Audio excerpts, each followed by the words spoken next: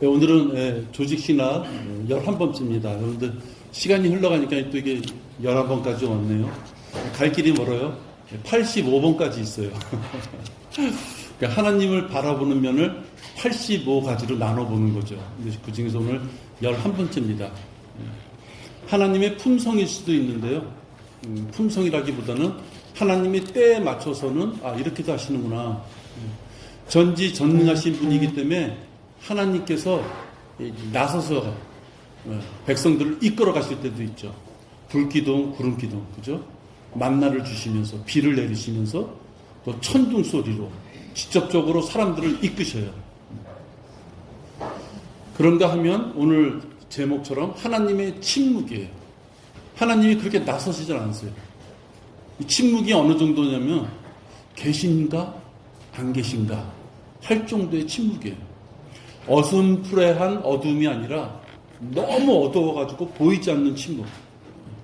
그 정도를 나타내요. 하나님이 살아계신다면 왜 세상이 이런 꼴로 돌아갈까? 그죠? 왜 기아가 생기고 자연재해가 생기고 태풍이 불어오고 전쟁이나 살인 같은 이렇게 하나님 보시기에 싫어하는 일들이 이 땅에서 생겨날 수 있는가? 왜 악인들이 잘 사는가? 선한 사람들이 열심히 일해서 권세도 얻고 부도 얻어서 남들이 보기에 존경받을 만한 그런 삶도 있지만 여러분 잘 보세요. 가난이 자랑은 아니에요. 그죠? 분명히 성경에도 게으른 자가 가난하다 그랬어요. 그러니까 가난이 자랑은 아닌데 성경의 부자들은 많은 부분이 부정직한 모습으로 나와요. 부자라고 해서 다 나쁜 놈 이것도 안 되는 것이죠. 그렇죠? 근데 부라는 건 뭐예요? 돈을 얘기하는 거잖아요. 돈이라는 건 뭐예요? 이 세상 마귀가 통치 수단으로 사용하는 거예요. 마귀가 통치 수단으로 사용하는 그 부를 얻으려고 하면은 자꾸만 손에 더러운 것이 묻혀지게 되는 거예요. 부자가 세금을 제대로 낼까요? 월급쟁이들은 꼼짝 못하고 다 내요. 아예 내가 낼까 말까 생각할 짬도 없어. 그냥 아예 뜯어가. 부자들은 세금을 안 내요. 왜 안 내요? 세무사들을 시켜서. 세금 내야 될 돈에 많은 돈을 미술품을 산다든지 자기 자식한테 돌린다든지 그 회사에 어떤 재산 보유로 합당하게 해놓고서 그건 합법적으로 정해져 있어요. 세금으로 안 물어요. 그러니까 대략 부자들은 세금을 안 낼 수 있는 방법이 있고 가난하고 영세한 사람들은 세금에 100% 노출되는 거예요.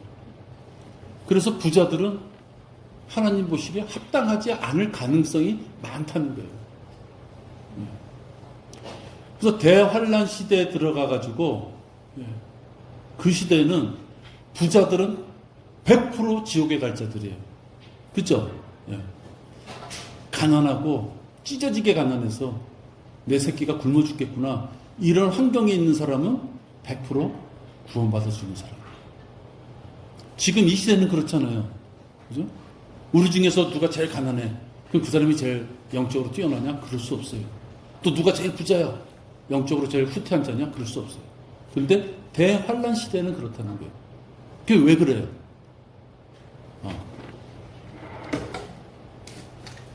이거 지난주에 어떤 분이 나한테 상품권을 줬어요.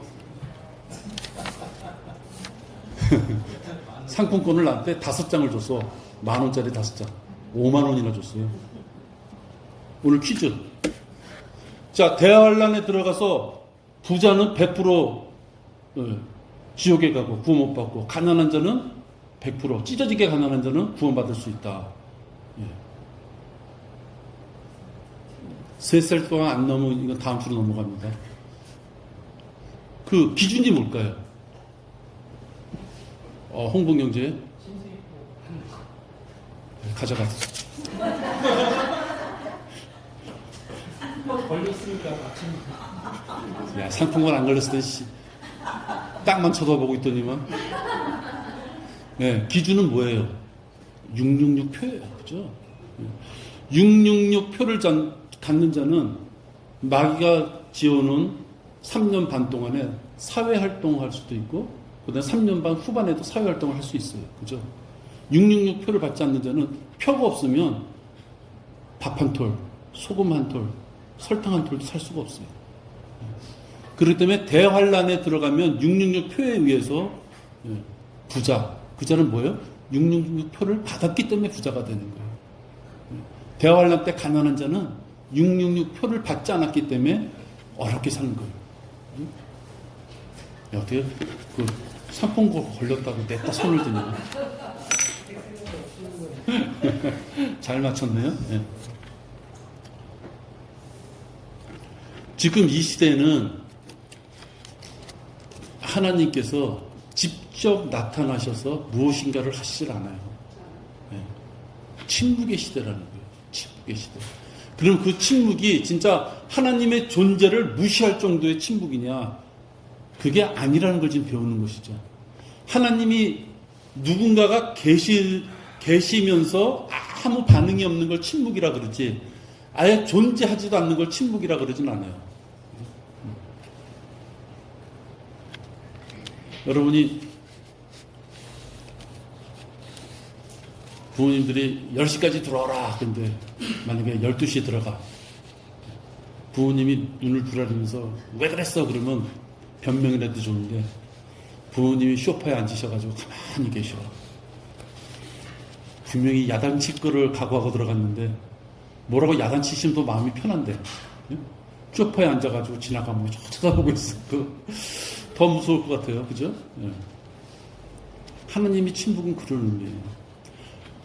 부모라는 존재가 그 집에 없어서 아무 소리가 안 나오는 게 아니라, 부모님이 그 집에 계심에도 불구하고 말씀 안 하시는 게 침묵이에요. 그러니까 이 하나님의 침묵이라는 것은 근본적인 전제 조건이 뭐냐? 하나님이 존재하시는데 왜 가만히 계실까? 이게 주제예요. 그죠?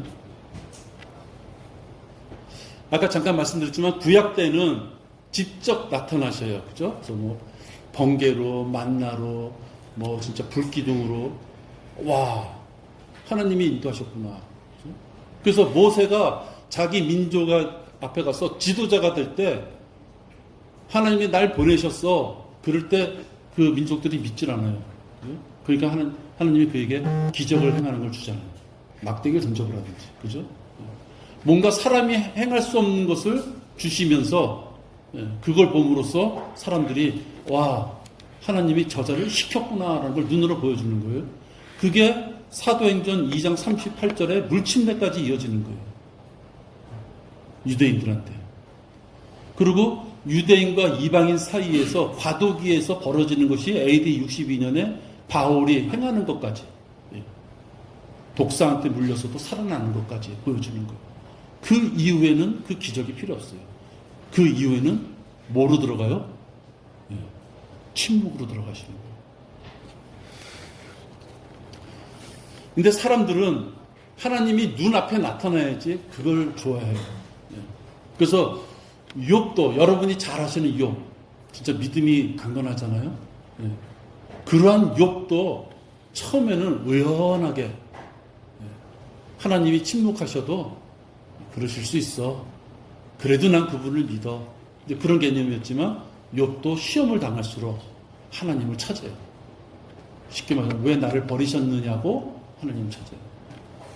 욥기 1장 10절, 11절 보세요. 욥기 1장 10절과 11절입니다.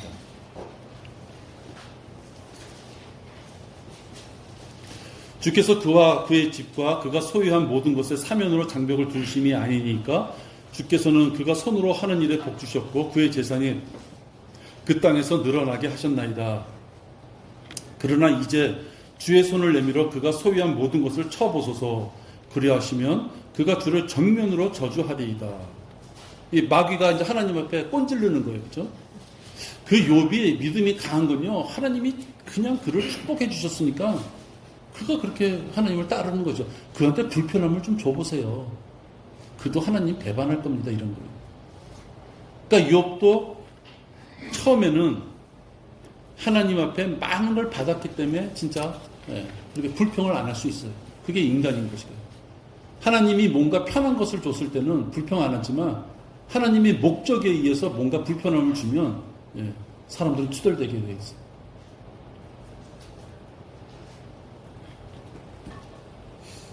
욥기 1장 21절 보세요.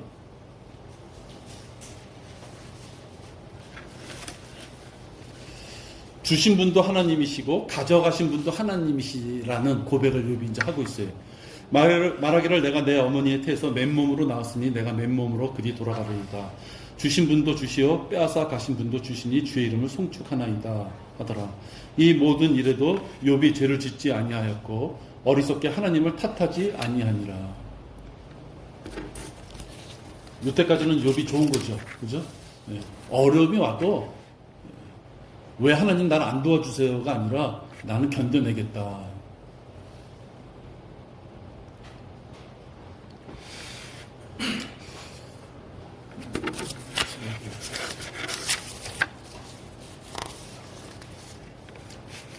근데 멀리 건너뛰어서 23장에 보면 이렇게 1장 21절에서는 나는 하나님을 믿습니다. 이런 자가 욥기 23장 쭉 넘어가서 많은 고행이 있는 다음부터는 욥도 조금 변화되는 것을 보게 돼요.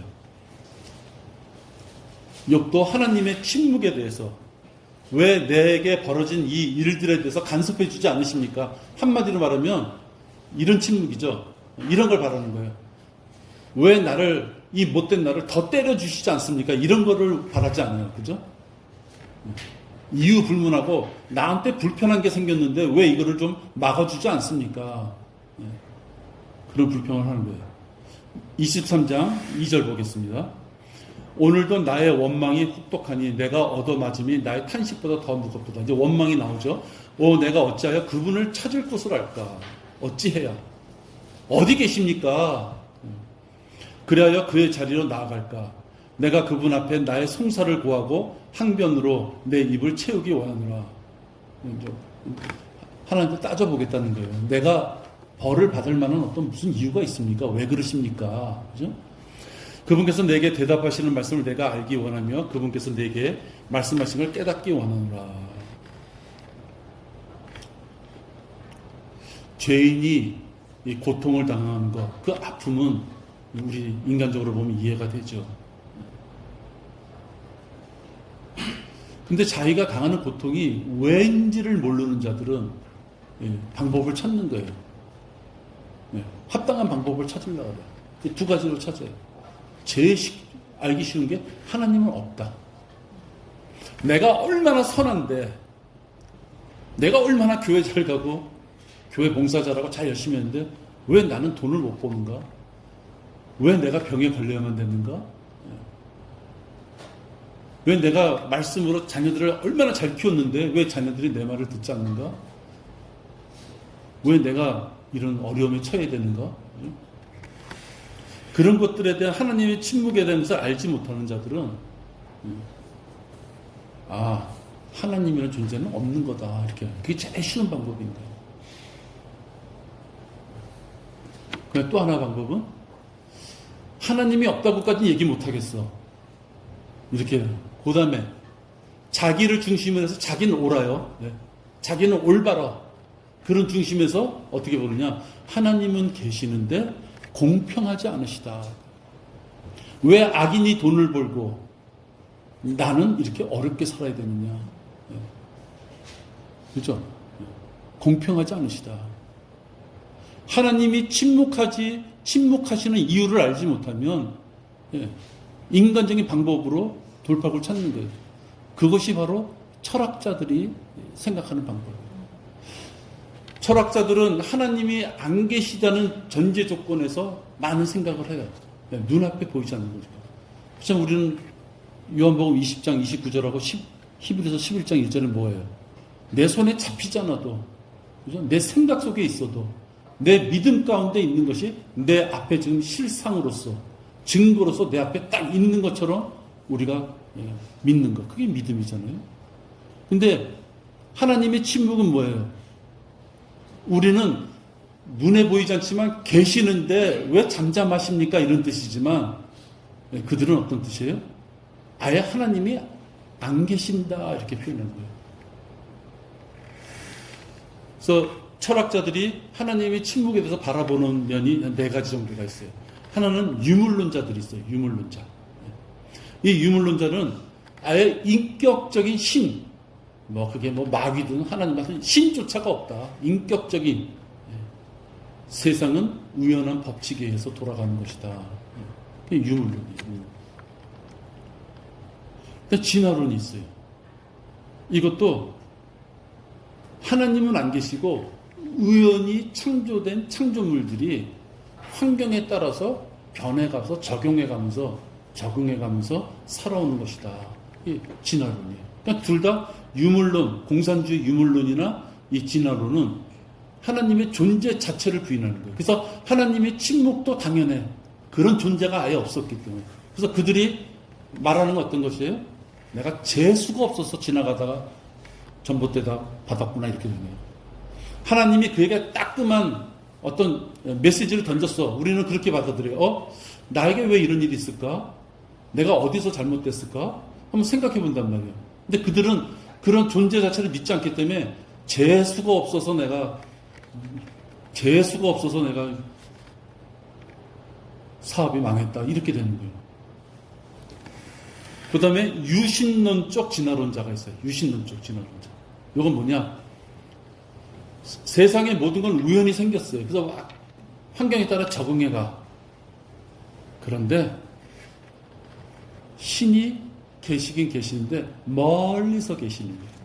응?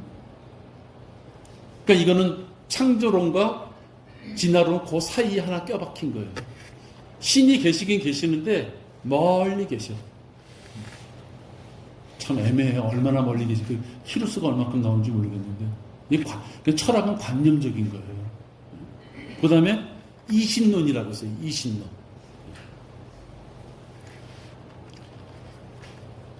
신이 계시긴 계셔. 그런데 사람의 삶에 관여하지 않으신다는 거예요. 신이 계셔. 근데 너희들끼리 한번 살아봐라. 이렇게 관여하지 않으신다는 거예요. 그래서 유물론이나 진화론은 아예 하나님이 없다는 뜻이에요. 그죠? 근데 유신론적 진화론은 뭐예요? 계시긴 계시는데 멀리 계셔. 직접적인 관여를 안 하신다는 거죠. 그 다음에 이신론은 사람을 아예 그 사람의 생활 속에 들어오시지 않는다는 거예요. 그러니까는 하나님께서 침묵하신다는 그 이유를 찾지 못한, 성경에서 찾지 못한 자는 이렇게 찾는 거예요. 그러면 하나님을 믿지 않는 자들은 이 말이 타당성 있게 들릴 수 있는 거예요. 그죠? 하나님을 믿지 않는 자들은. 과학적인 논리에 보면 그래도 이 말들이 타당성 있게 들리는 거예요.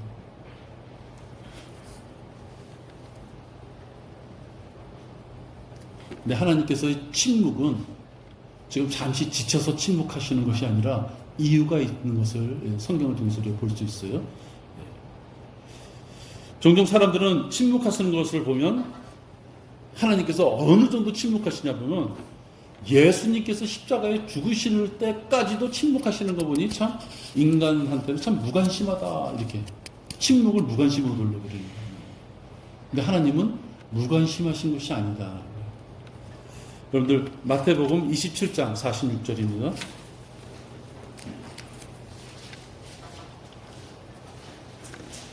마태복음 27장 46절에 보면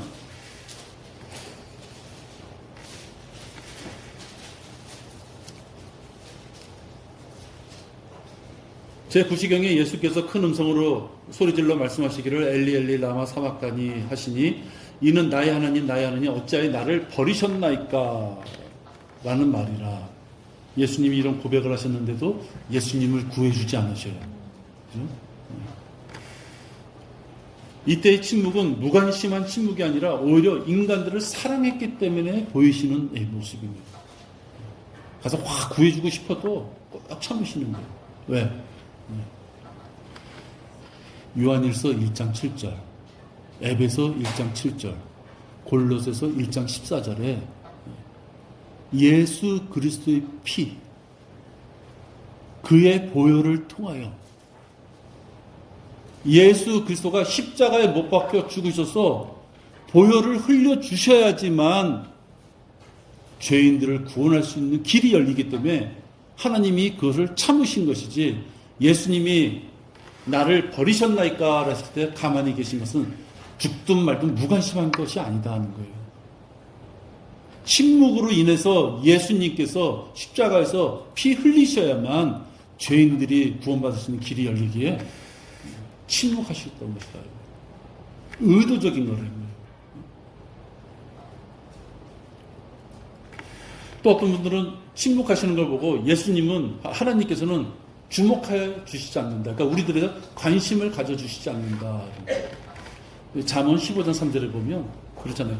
전지하신 분께서는 우리의 모든 것을 알고 계시는 거죠. 예. 침묵하시면서 그냥 이게 아예 아무런 정보도, 우리에 대해서 정보도 없이 그러신 분이 아니라 우리에 대해서 모든 걸 알고 계신다. 주의 눈은 어느 곳에서나 악한 자와 선한 자를 살피시냐. 주의 눈은, 하나님의 눈은 어느 곳에 전지하셔서 어느 곳에 있든지 악한 자와 선한 자를 살피신다. 살필 때 어떻게 살펴요? 키가 크냐 작냐, 잘 살았냐 못 살았냐가 아니에요. 네. 선하게 살았냐, 즉 말씀에 합당하게 살았느냐, 말씀에 합당하지 못하게 살았냐를 항상 보고 계신다. 침묵하시는 것 같지만 오히려 전지전능하셔서 우리가 무소부지하시잖아요. 어느 곳에 가든지 우리의 하고자 하는 모든 것들을 이분법으로 보신다는 거예요. 악한 일을 하고 있느냐, 선한 일을 하고 있느냐. 또 하나님께서 침묵하시는 것을 보면서 하나님께서는 사랑하지 않으신다, 이런 표현을 해요. 그것도 그렇지 않다는 거죠. 히브리서 12장 6절이에요.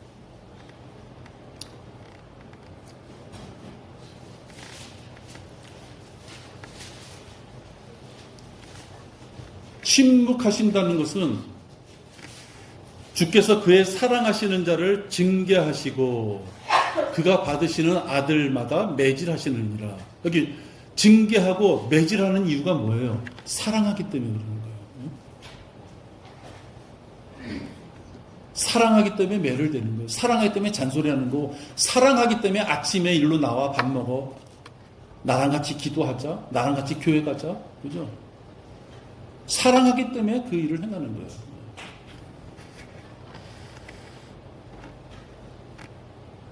또 하나 더 보면, 침묵하시는 걸 보면 하나님께서는 우리의 삶에 관여하지 않으신다. 아까 이신눈처럼 관여하지 않으신다 하는 게 아니라 우리 모든 사람을 신경 쓰면서 우리가 회개하고 돌아올 때까지, 우리가 회개하고 의롭게 될 때까지 기다려주시는 것이에요.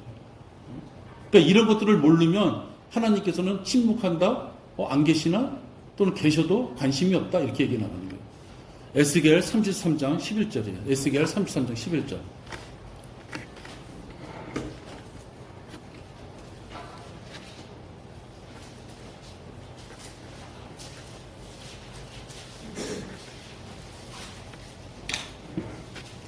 그들에게 말하기를 주 하나님이 말하노라.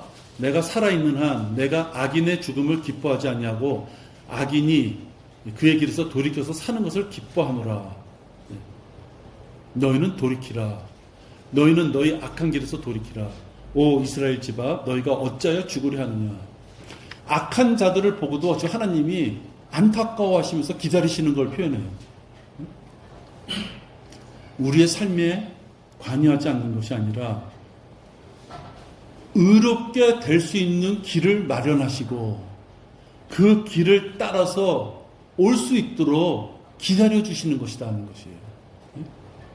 올바른 길을 마련해 주시고 강제로 우리의 손을 끌고 불기둥 구름기둥 보여주면서 왼쪽 오른쪽 왼쪽 오른쪽 그렇게 길을 인도하시는 것이 아니라 길과 방법을 주시고서 우리들이 그 길을 자유의지대로, 여러분의 의지대로 그 길을 걸어오도록 참고 기다리시는 거예요.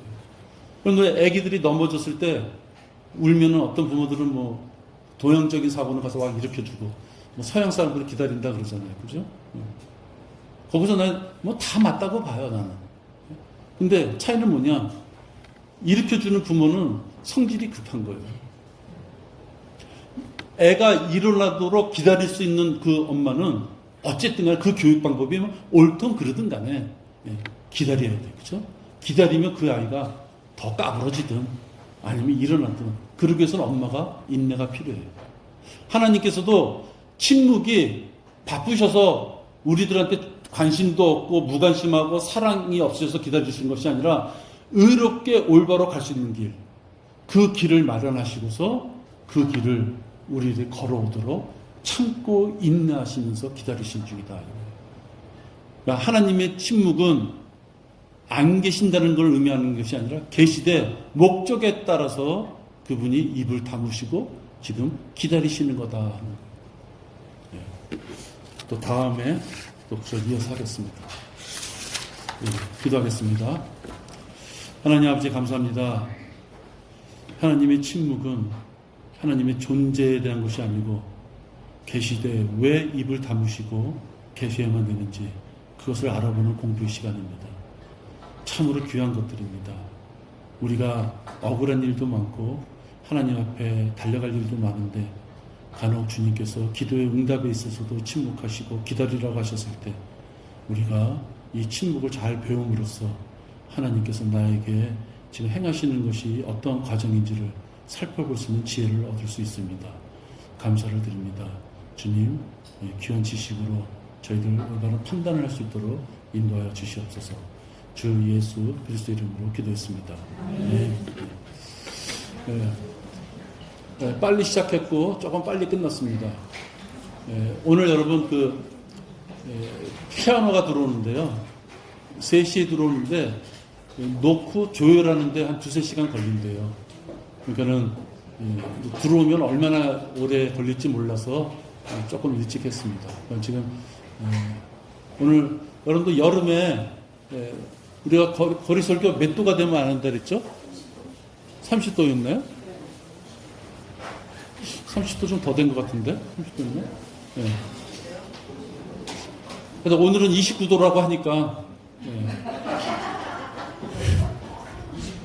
오늘 29도라 그랬어요. 오늘 반올림해야 돼 30도. 오늘 29도. 오늘 거리 설교 하고 2시 10분까지 들어오겠습니다. 오늘 넷째 주죠? 넷째 주고 진짜 사람이 없을 때는. 그래도 2시 10분까지 하고 들어오겠습니다. 너무 때 앞에서 가지 마시고요. 모자들 쓰시고 하시기 바랍니다.